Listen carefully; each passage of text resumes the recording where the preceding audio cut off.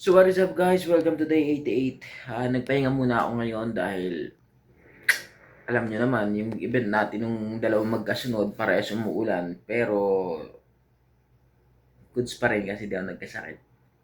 Yeah! Pero bukas may biyahe tayo. May yung kaibigan ko na nagpapabili sa akin ng bulaklak magpapadivisorya naman sa akin. So maaga ako bukas para di ako, kasi hindi ako magaling maghanap eh.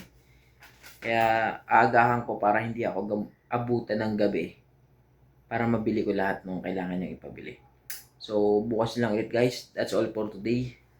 Don't be sa day, see you, don't be sure day. Peace. So what is up guys, welcome to day 89. Dito na ako sa Divisoria ngayon.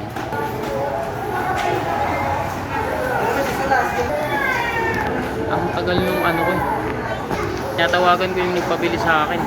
Alas 5 lang magsasara na to. Hindi ko pa rin siya nako-contact.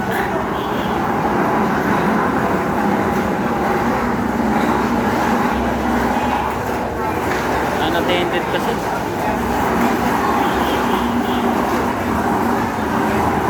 Pero so yun, pagkatapos ko dito, pupunta naman ako ng Pasig, susunduin ko mama ko kasi uuwi siya ngayon kasi nagtatrabaho siya sa Pasig.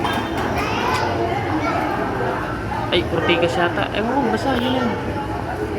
Uwi siya sa bahay ngayon kasi ilang buwan na siya dinakaw eh. Kasi graduation ng kapatid kong bunso bukas, eh siya yung aakyat, kaya yun, uwi siya. And yun, nagugutom na ako.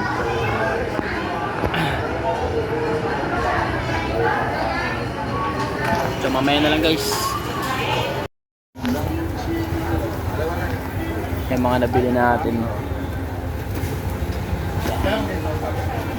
Ilan pa tayo ng kaing maliit.